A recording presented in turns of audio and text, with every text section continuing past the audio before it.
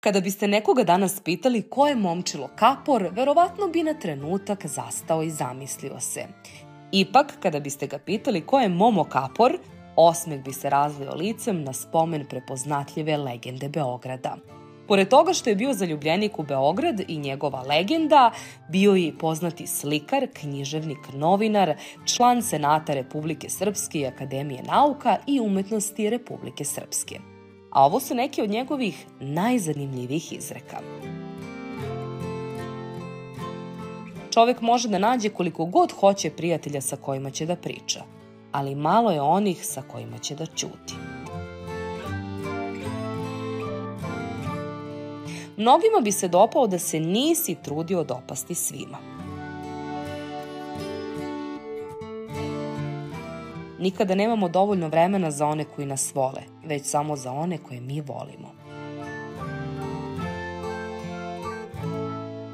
Pravo je čudo kako čovek u tuđini odjedanput počne da shvata vrednost nekih stvari i reči na koje kod kuće nije ni obraćao pažnju.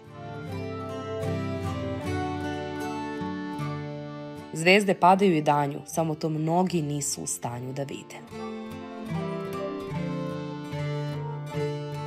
Osmehneš li se deci, ona uzvrate osmehom. Osmehneš li se odraslima, oni se pitaju zašto se ovaj smeje. Traži se jedna polovna nedelja, bez vesti o nesrećama i ratovima. Traže se prijatelji, makar dotrejali, svi oni iščezli, rasejani, izgubljeni, poženjeni. Traže se svi oni koji su nas raznosili komad po komad, deo po deo. Delove našeg vremena, naše ljubavi, traže se da vrate ljubav. Vi ste zaista bogata zemlja, kazao je stranac, umoran od čuda. I jesmo, odgovorio sam ponosno. Već duže od 40 godina oni koji su na vlasti uporno kradu. A vidite, još dosta toga je ostalo. Bog čuva Srbiju, pandor ćupriju, a budala pare. Teško onome kome se posle mnogo godina pruži prilika da provede noć sa nekom od svojih najvećih ljubavi koju nikada nije takao. Ostaće bez ičega u srcu, siromašniji za jednu najlepšu bajku.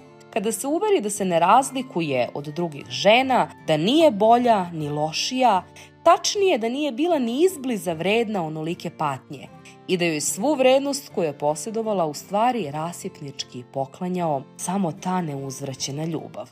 Hoću svoju ljubav natrag. U proleće mi smo najlepša zemlja na svetu i to svi znaju, pa nam zavide. Gospode pitaju zašto si zasuo obiljem Srbiju. Dao si joj privatnu klimu, bogate žitarice, guste šume, dao si joj brze reke, visoke planine, dao si joj rodnu godinu, dao si joj sve. Tačno, odgovara Gospod Bog, ali sam joj zato dao i Srbe. Kada mi se neki pisac hvali kako perfektno govori 6 jezika, obično mu savjetujem da se zaposli na nekoj hotelskoj recepciji. Tamo čeznu za takvima. Ja lično imam velikih muka i sa maternjim. Jedva nađem reči koje su mi potrebne za sva čuda koja nam se događaju. Izaberi momka koji će te odvesti kući da te upozna sa svojim roditeljima, a ne sa svojom spavaćom sobom. Ne postoji grad na svetu kao što je Beograd, u kome je svaki dan istorijski.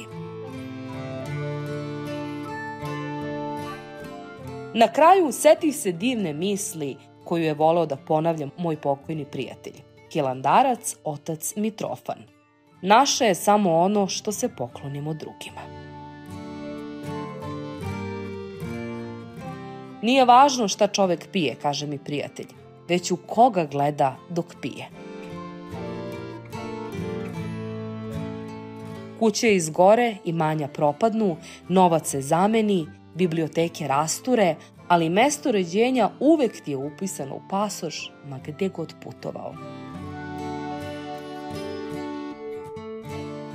Ipak nisam pobeđen sve dok ne priznam poraz, a ja ga još uvek ne priznajem.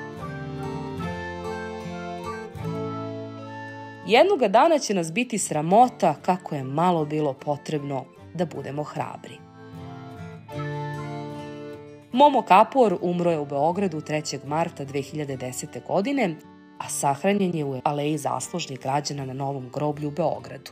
U njegovu čast na Adi Ciganliji otkrivena je visoka skulptura Dafne, a u Nebojšinoj ulici 18, gde je inače živeo, 3 godine nakon njegove smrti postavljena je spomen ploča da nas podsjeća na velikog Momu koji je predstavljao jedinstvenu ličnost koja je na magičan način objedinila slikarstvo i književnost.